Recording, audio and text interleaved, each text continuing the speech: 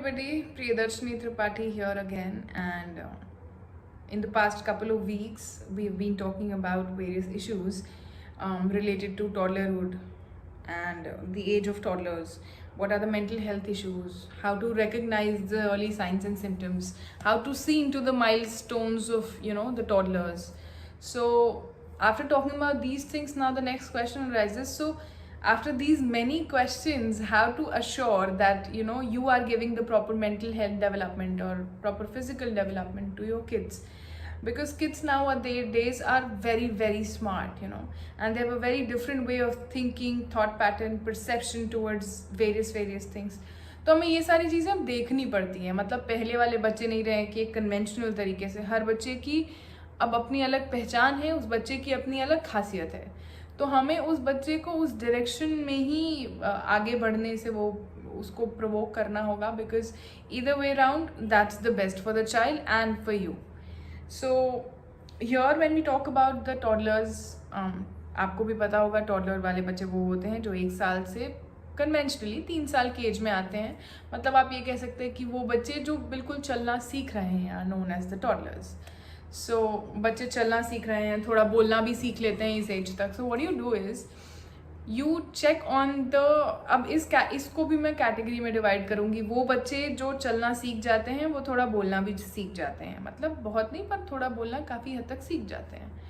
वो बच्चे जो बिल्कुल भी बोलना नहीं सीखते हैं, the ones who crawl, right, and the ones who can walk, and I mean the ones who can walk and the ones who talk fluently. 3 तरह के बच्चे हुए. तो जो बच्चे आपको लग रहा है कि बात नहीं कर पा रहे हैं अभी भी, आपको उनके सिम्टम्स देखने होंगे, उनके physiological. They cry a lot, they just want to be touched by someone, because वही एक ऐसी एज होती है जब उनके अंदर टच सेंसेशन या बिलोंगिंगनेस की फीलिंग बहुत ज़्यादा डेवलप होती है. तो अगर आपका बच्चा बहुत ज़्यादा रो रहा है या आपका बच्चा किसी नए इंसान की गोद में जाने से बहुत डर रहा है, तो ये एक तरह के सिम्टम्स हो सकते हैं कि शायद आप अपने बच्चे को एप्ट अमाउंट ऑफ टाइम नहीं दे रहे हैं. वो बच्चे, दैट मीन्स वो बच्चे जो पहली हमारी कैटेगरी है, जो अभी बोल भी नहीं पा रहे हैं और चल भी नहीं पा रहे हैं, उनके लिए touch is a very important thing. So make sure that you touch your child. You give your child a physical touch from your body, maybe 5 to 8 times a day, because that's how the hormones in you and the child develop, and that ensures a healthy physical and mental development of the child.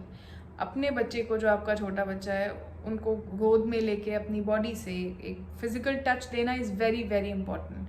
So please make sure कि वो बच्चे जो छोटे हैं, जो नहीं बोल पा रहे हैं, आप उनको ये चीज़ प्रोवाइड करें. अलॉन्ग विद दैट, अगर आपका बच्चा बहुत ज़्यादा रो रहा है तो आपको ये भी देखना होगा कि उसके साथ कोई और बॉडीली सिम्टम्स तो नहीं आ रहे हैं, because that's the age when a lot number of mental disorders also might arise in your child. So you will have to check on that. ये बात हमने माइलस्टोन डेवलपमेंट में कर रखी है कि छोटे बच्चों के माइलस्टोन्स हम चेक कैसे करेंगे. अब हम बात करते हैं उन बच्चों की जो थोड़े बड़े हो जाते हैं. वो बच्चे जो थोड़े बड़े हो जाते हैं, कुछ वर्ड्स बोलना सीख लेते हैं. Then there's this stage wherein they start developing anger issues, food tantrums, being fussy about everything around them. या कुछ बच्चे ऐसे होते हैं कि बहुत पर्टिकुलर हो जाते हैं. तो हमें वो सारी चीज़ें इन बच्चों में देखनी होती है. अगर आपका बच्चा बहुत ज़्यादा गुस्सा कर रहा है तो वो भी बहुत अच्छी बात नहीं है. अगर आपका बच्चा चीज़ें तोड़ फोड़ कर रहा है when is angry, even that is not a very good sign. So you need to take care of that. बच्चे जब बोल नहीं पाते हैं तो अपना फ्रस्ट्रेशन निकालने का उनका तरीका होता है, because they genuinely want attention from you and they are not getting it. So what do they do it? They start throwing things, they start getting angry, they start fighting with everybody. तो अगर complaints बहुत ज़्यादा आ रही हैं school से, या आपको लग रहा है कि आपका बच्चा ज़रूरत से ज़्यादा गुस्सा कर रहा है या चिल्ला रहा है, तो आपको वो चीज़ देखनी पड़ेगी. You will have to sit and make the child understand. कुछ तरीके और आप अपना सकती हैं, जैसे सैंड थेरेपी करके एक तरीका होता है। जो बच्चे होते हैं उनको मिट्टी से और सैंड से खेलना बहुत अच्छा लगता है, but in the markets when you go you see कि बहुत सारे चाइल्ड फ्रेंडली वो आते हैं, सैंड आते हैं, क्लेज आते हैं, with which you can ask your child to play, or maybe you can ask him कि तुम ना एक एंगर मॉन्स्टर बनाओ, जब तुमको गुस्सा आता है तो तुमको कैसा लगता है कि वो एंगर मॉन्स्टर कैसा दिखता होगा, and you can give him a transformable clay and ask him to make the anger monster. और फिर आप उसको बोलो कि just talk to the anger monster, why does he do, और जब अगली बार आपको गुस्सा आएगा ना तो आप फिर इसको याद करना and then memorise that you already have had a conversation with the anger monster. Along with the clay and sand therapy हम बाकी सारी चीज़ें कर सकते हैं। इस एज में बच्चों को कहानियाँ सुनना बहुत पसंद होती हैं। So whatever stories you tell them वो उनकी लाइफ टाइम मॉरल हो जाती है। जब तक वो जेन्युइनली चीज़ें समझना शुरू नहीं करते उनको लगता है कि हाँ कहानियाँ तो सच होती हैं। Get through them, ask them to read good books, you tell them stories, you narrate good stories which has good endings, stories about morals, stories about how you should behave in public, stories about what happens when you do not behave in a certain way in a public setting. So these are the things that you can teach your child. Along with that, it's very important in today's world because everything is just social media, is just phone, so it's very important to maintain boundaries.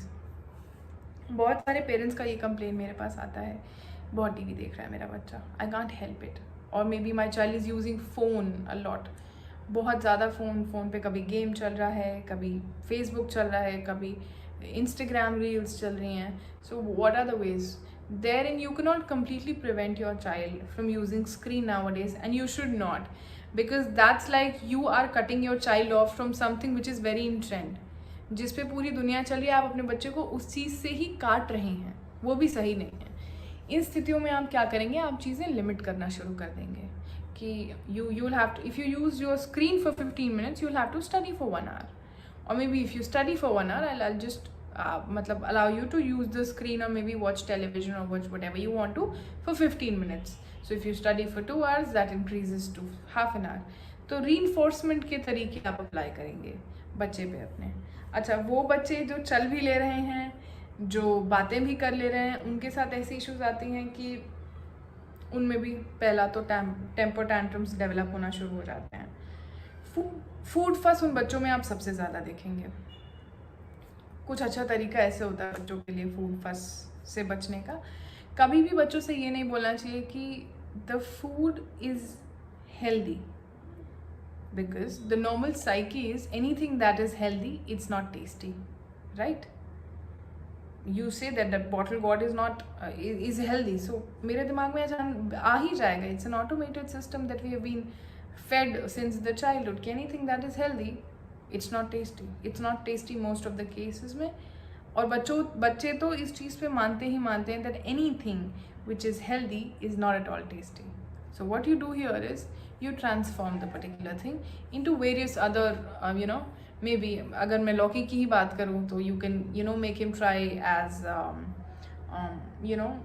आप कभी उनको अलग तरीके से you just make something innovative out of it. There are so many YouTube videos through which you can just make some fries, or maybe you can make pakoras out of it, whatever it is. You just make it and just tell him that it's, oh my god, it's so tasty, you need to try this.